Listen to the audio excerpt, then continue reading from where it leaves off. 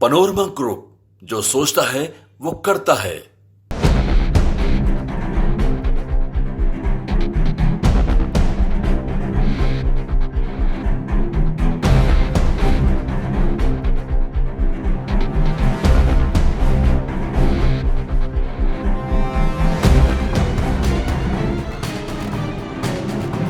नमस्कार, आप देख रहे हैं न्यूज हाट। मैं हूं आपके साथ रितेश शर्मा। बिहार पुलिस ने चर्चित व्यवसायी गोपाल खेमका हत्याकांड का खुलासा किया है। पुलिस ने व्यापारी अशोक साव को मुख्य साजिशकर्ता के तौर पर गिरफ्तार कर लिया है। डीजीपी की ओर से दावा किया जा रहा है कि जमीन विवाद के कारण इस घटना को अंजाम दिया गया है। गोपाल खेमका हत्याकांड को पुलिस ने 4 दिनों में सुलझा देने का दावा किया है। तो बिहार के डीजीपी विनय कुमार ने बताया है कि ये मामला 2018 से लेकर अब तक जमीन खरीद बिक्री को लेकर ही जुड़ा हुआ है। 2018 में गोपाल खेमका के पुत्र गुंजन खेमका की हत्या के बाद उन्हें अंगरक्षक मुहैया कराया गया था, लेकिन 2024 में उन्होंने अपना अंगरक्षक वापस कर दिया था। विनय कुमार ने बताया कि सुपारी देने वाला और शूटर दोनों की गिरफ्तारी हो चुकी है। तो बिहार के डीजीपी विनय कुमार के मुताबिक अशोक साह का खुद का आपराधिक इतिहास भी रहा है। उससे पहले भी 2 व्यापारियों की हत्या में पूछताछ की गई थी। पुलिस ने मनोज कमालिया और संतोष टिबड़ेवाला की हत्या में अशोक साह से पूछताछ की थी। 2002 में मनोज कामलिया की उस वक्त हत्या कर दी गई थी जब वो बैडमिंटन खेलने घर से निकलते थे। इस मामले में अशोक साह को जेल भी भेजा गया था। पुलिस ने बताया है कि बिहार शरीफ में एक कोल्ड स्टोरेज को लेकर विवाद में भी अशोक साह जेल भेजे गए थे। उस केस में अशोक साह के भाई का 2 हथियार अब भी जब्त है। तो पुलिस के अनुसार गोपाल खेमका और अशोक साह के बीच जमीन के किस विवाद या लेन देन को लेकर विवाद था, ये अभी पूरी तरह से स्पष्ट नहीं हो सका है। पुलिस गोपाल खेमका के लैपटॉप और मोबाइल फोन को देखेगी ताकि सटीक तरीके से ये पता चल सके कि दोनों के बीच विवाद की असल वजह क्या थी। तो डीजीपी ने संवाददाता सम्मेलन में अशोक साह के मोबाइल फोन से मिली कॉल रिकॉर्डिंग भी सुनाई, जिसमें वो किसी आदमी से बड़े तल्ख लहजे में जमीन के सौदे पर बहस कर रहा है। इस बातचीत में भी गोपाल खेमका का नाम था। पुलिस को बहुत सारी कॉल रिकॉर्डिंग भी मिली है। इन सब का पुलिस एक एक करके गहराई बारीकी से अनुसंधान करेगी। बताते चले कि अशोक साह मोबाइल फोन के इस्तेमाल को लेकर हमेशा सतर्क रहता था। जांच के क्रम में पुलिस को जानकारी मिली कि जिस उमेश यादव को खेमका की हत्या की सुपारी दी, उससे बातचीत करने के लिए उसी के नाम पर सिम कार्ड लिया, लेकिन तमाम सतर्कता बरतने के बावजूद अशोक साह पकड़ा गया। पुलिस अशोक साह को रिमांड पर लेकर पूछताछ कर सकती है, जिससे कई राज खुलने की संभावना जताई जा रही है। सीनियर एसपी हैं कार्तिकेय के शर्मा। उन्होंने कहा है कि घर पर मौजूद एक व्यक्ति उमेश यादव को जांच के लिए थाने लाया गया। जांच के दौरान उसने अपराध को स्वीकार भी कर लिया और उसने ये भी कहा कि अपराध में इस्तेमाल किया गया हथियार घर में छिपा हुआ था। तलाशी के दौरान 59 राउंड गोलियां बरामद की गई। करीब 1.5 महीने पहले ये साजिश रची गई थी। तो 4 जुलाई यानी शुक्रवार की रात करीब 11 बजे बिहार के बड़े कारोबारी गोपाल खेमका की उनके अपार्टमेंट की गेट पर गोली मारकर हत्या कर दी जाती है। मर्डर का सीसीटीवी भी सामने आ जाता है। पटना के पॉश इलाके में हाई प्रोफाइल मर्डर से पुलिस सख्ते में आ जाती है। पुलिस धरपकड़ तेज करती है। शनिवार को पुलिस बेउर जेल में छापेमारी करती है। मर्डर के करीब 72 घंटे बाद यानी सोमवार को police Gopal Khemka murder case में शामिल शूटर और मास्टरमाइंड को अरेस्ट करने का दावा करती है।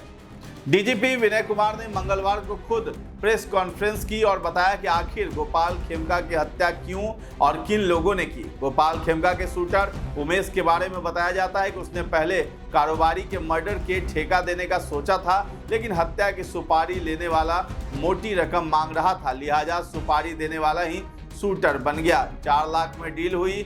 50,000 एडवांस दिए गए। शूटर को जो एडवांस मिला उसने उस पैसे से बच्चों की स्कूल की फीस भर दी। मर्डर करवाने का आरोप बिल्डर अशोक साह पर लगा। पुलिस के सीनियर अधिकारियों ने बताया कि अशोक साह ने ही जमीन विवाद में गोपाल खेमका की हत्या करवाई है। तो पुलिस के लिए बड़ा क्लू बना सीसीटीवी फुटेज।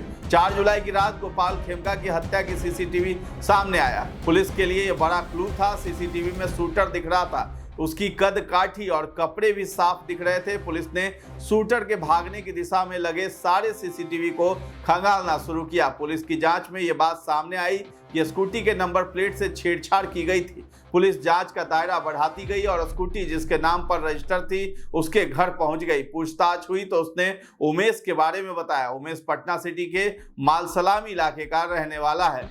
तो पुलिस उमेश के घर पहुंची, उससे पूछताछ की। पुलिस ने थोड़ी सख्ती दिखाई तो उसने अपना जुर्म कबूल कर लिया। उमेश ने पुलिस को बताया मर्डर के अगले दिन 5 जुलाई को जेपी गंगा पथ पर अशोक शाह ने बाकी के 3.5 लाख का पेमेंट किया और कहा अब हमारी बात नहीं होगी। तो मर्डर के दिन जो कपड़े, जूते और मास्क उमेश ने पहन रखा था वो उसके घर से बरामद कर लिया गया। हत्या के लिए उमेश ने जिस पिस्टल का इस्तेमाल किया था वो भी उसके घर के ऊपर वाले कमरे से मिला। 59 कारतूस भी पुलिस ने जब्त किया। उमेश ने खोला है मास्टरमाइंड का नाम। उमेश से पूछताछ के बाद पुलिस को ये जानकारी मिल चुकी थी कि इस हाई प्रोफाइल मर्डर के पीछे कौन है।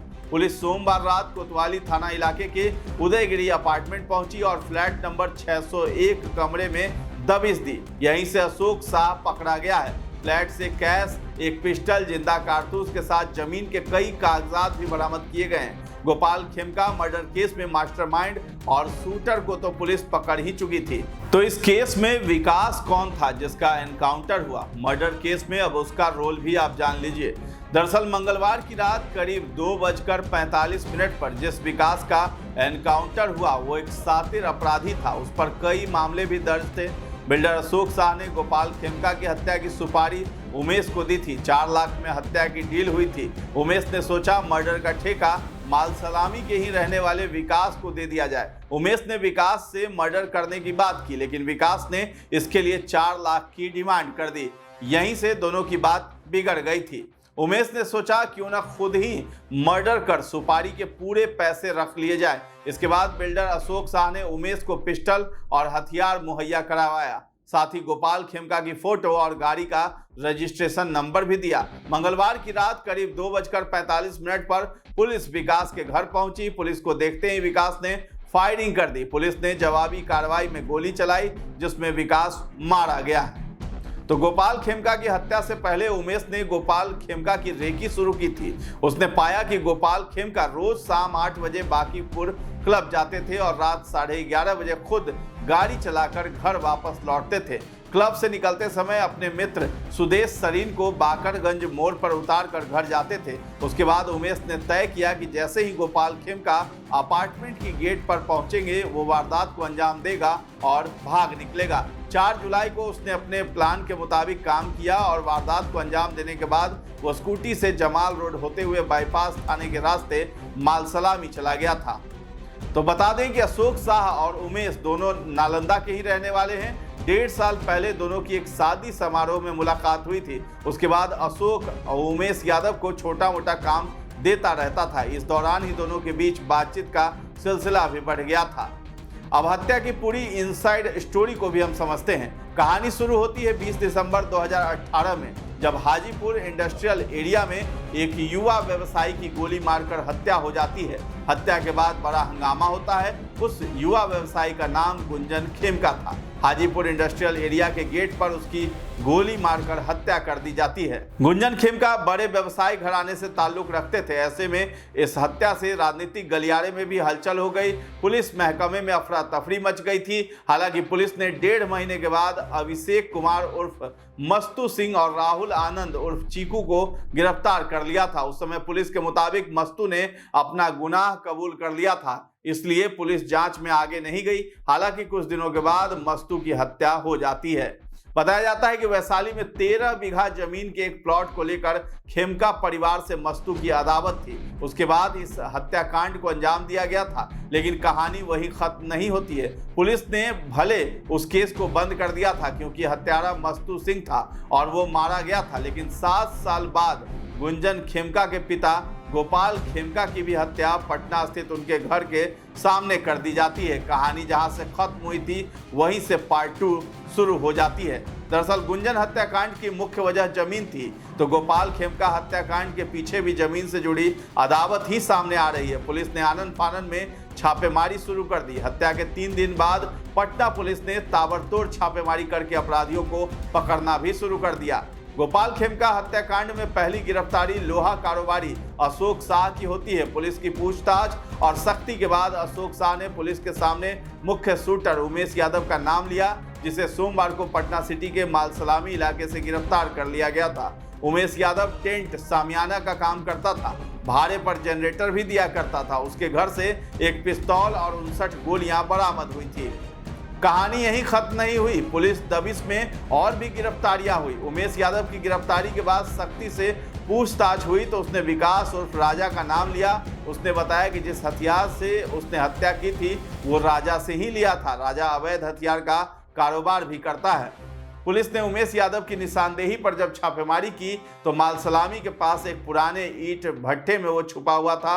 उसने पुलिस पर फायरिंग की और पुलिस ने जवाबी फायरिंग की, जिसमें उसकी मौत हो गई। 4 दिन की गहन जांच के बाद एसआईटी और एसटीएफ की संयुक्त टीम ने लगभग इस हत्याकांड का खुलासा कर लिया। पुलिस सूत्रों की माने तो अब तक की जांच में सुपारी किलिंग का मामला सामने आ रहा है और इस पूरे मामले में किंग पिन अशोक शाह शामिल था। अब सवाल उठता है, अशोक शाह और गोपाल खेमका में आखिर क्या रिश्ता है? दरअसल दोनों बिहार के जाने माने व्यवसायी थे। इनकी पहले से दोस्ती थी। गोपाल खेमका का गत्ते का बिजनेस था तो अशोक शाह लोहे का व्यवसायी है। दोनों ने मिलकर अलग अलग जगह पर कुछ जमीनें खरीदी थी। विवाद यहीं से शुरू हुआ था। उसके बाद दोनों बांकीपुर क्लब के कमेटी में भी थे। बताया जाता है कि कमेटी के चुनाव में इन दोनों की लड़ाई हुई थी।